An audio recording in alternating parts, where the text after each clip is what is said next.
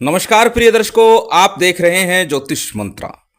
प्रिय दर्शकों, आज एक ऐसे मंत्र की चर्चा करने जा रहा हूं जो आपके सभी ज्ञात और अज्ञात शत्रुओं के भय से मुक्त कर सकता है और किसी भी प्रकार के अभिचार कर्म हो, भूत प्रेत तंत्र मंत्र, जिन्न जिन्नाद आसेब की बाधा हो, सभी प्रकार से आपकी रक्षा करता है। आप स्वतंत्र होकर, स्वच्छंद होकर अपने समस्त कार्य निर्विघ्न संपन्न कर सकते हैं। नित्य प्रति मात्र 21 बार इस मंत्र का पूजा के समय जब आप उच्चारण करेंगे तो निश्चित ही हर प्रकार से आपकी रक्षा होगी और चहुदिशा से कार्य सिद्धि के मार्ग भी प्रशस्त हो जाएंगे, कार्य सिद्धि खुल जाएगी।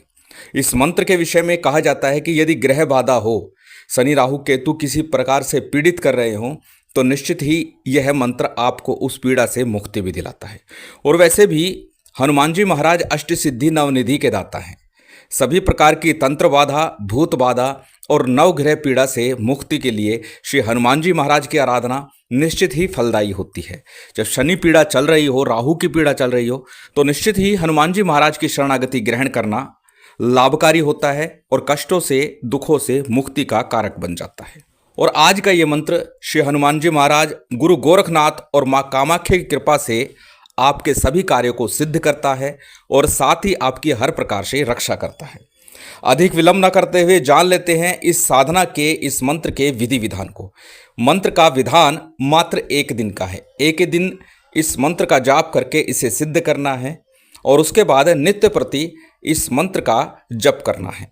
निश्चित ही हर प्रकार की बाधा शांत होगी, चाहे वो शत्रु बाधा हो, भूत बाधा हो या किसी भी प्रकार की बाधा हो, और आपके कार्य सिद्ध होकर रहेंगे। और सर्वप्रथम बात करते हैं साधना में प्रयोग की जाने वाली सामग्री की। सामग्री बहुत अधिक नहीं है, सामान्य पूजन सामग्री है। इसके अतिरिक्त जिस दिन साधना आरंभ करेंगे उस दिन आपको क्या विशेष करना है यह भी जान लेते हैं। सबसे पहले सामान्य पूजन सामग्री आपकी स्क्रीन पर है, आप इसे देख सकते हैं, नोट कर सकते हैं, स्क्रीनशॉट लेकर रख सकते हैं। सामान्य सी पूजन सामग्री है जो प्रत्येक पूजा पाठ में प्रयोग की जाती है, जिसमें कि अक्षत, पुष्प, धूप, दीप, नैवेद्य, मिष्ठान, फल, मिश्री, जल पात्र, दीपक, घी या तेल किसी प्रकार का हो। लेकिन अक्सर बताता हूं, जब भी एक दिवसीय साधना हो तो घी का दीपक ही श्रेष्ठ होता है और उसका प्रबंध आप करके घी के दीपक पर ही साधना करें। अब बात करते हैं किस प्रकार से साधना को आरंभ करना है। इस मंत्र की साधना एक दिवसीय है।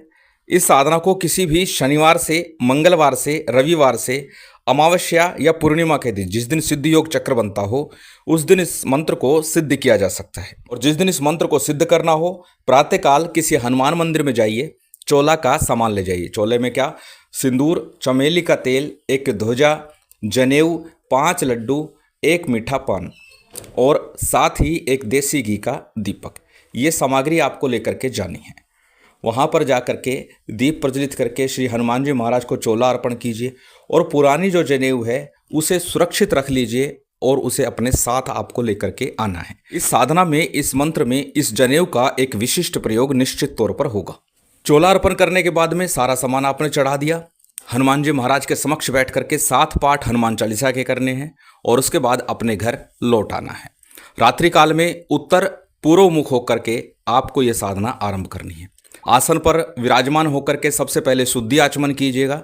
उस शुद्धि आचमन के पश्चात में हमेशा की तरह दीप प्रज्वलित कीजिएगा।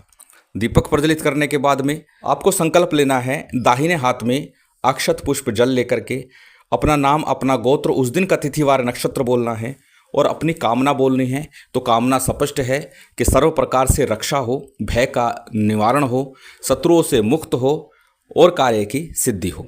इस प्रकार से आपने मन में कामना रख करके संकल्प बोलना है। संकल्प के बाद में संकल्प का जल किसी थाली प्लेट में या गणेश जी पर अर्पित कर दीजिए। उसके बाद में हमेशा की तरह सबसे पहले गणेश जी का, गुरु का, कुल देव, पितृदेव, स्थान देव इत्यादि का आपको सामान्य सा पंचोपचार रीति से पूजन करना है। सबका पूजन संपन्न हुआ। उसके बाद भगवान राम का पूजन सीता मैया के साथ आपको करना है। उसके बाद हनुमान जी महाराज का पूजन करना है और भैरव जी का पूजन भी अनिवार्य रूप से आपको करना है। जब सबका पूजन संपन्न हो जाए उसके बाद में श्री राम जय जय राम, सीताराम सीताराम सीताराम, ये धुनी आपको 2 से 5 मिनट तक निरंतर गान करनी है। और उसके बाद में एक माला गणेश मंत्र की, एक माला गुरु मंत्र की और साथ ही साबर सिद्धि मंत्र 11 बार आपको बोलना है। साबर सिद्धि मंत्र के विषय में भी अनेकों बार बता चुका हूँ। लिंक आपको डिस्क्रिप्शन में मिल जाएगा, वहाँ से आप देख सकते हैं।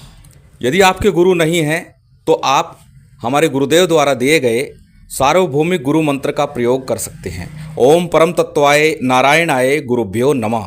ओम परम तत्वाय नारायणाय गुरुभ्यो नमः। इस मंत्र का जप कर सकते हैं एक माला का गुरु मंत्र के स्थान पर। उसके बाद में आपको मूल मंत्र की एक ही रात्रि में एक ही बैठक में 11 माला का जप करना है। छोटा सा मंत्र है, 11 माला में बहुत अधिक समय नहीं लगेगा। हमेशा की तरह फिर कहूँगा कि पहले मंत्र को अच्छे से याद कीजिएगा और उसके बाद ही साधना में रत होइएगा। जब तक मंत्र अच्छे से याद नहीं है तब निश्चित ही आपका ध्यान मंत्र में नहीं होगा, साधना में नहीं होगा, मंत्र को रटने में, मंत्र को बोलने में लगे रहेगा। इसलिए पहले मंत्र को अच्छे से याद कीजिए और उसके बाद साधना में रत होइए, साधना में बैठिए। अब पहले जान लेते हैं उस विशेष खास मंत्र को। मंत्र आपकी स्क्रीन पर है, आप इसे देख सकते हैं, नोट कर सकते हैं या फिर इसका स्क्रीनशॉट लेकर सुरक्षित रख सकते हैं। मंत्र को एक बार बोल करके मैं बता देता हूं। मंत्र इस प्रकार है। दिन की रक्षा करे सूर्यदेव, रात की धरती माई, लोहे का कोट तांबे की खाई, अब चौकी बजरंग की आई, दुहाई गुरु गोरखनाथ की, बंगाल खंड कामरू कामाख्या की आन। बहुत सरल सा मंत्र है। 5-7 बार इसे याद करेंगे, दोहराएंगे तो निश्चित ही याद हो जाएगा। और उसके बाद इस मंत्र का आपको जप करना है। 11 माला का जप एक ही रात्रि में करना है और उसके बाद नित्य प्रति 21 बार इस मंत्र का आपको जब भी पूजा पाठ करेंगे, प्रातःकाल करें, संध्या काल करें, नहीं भी करते हैं तो प्रातःकाल घर से निकलने से पहले किसी कार्य पे जाते तब, या फिर घर में ही रहते हैं तब भी 21 बार इस मंत्र का उच्चारण अवश्य कीजिए। अब जानते हैं उस जनेऊ के प्रयोग को।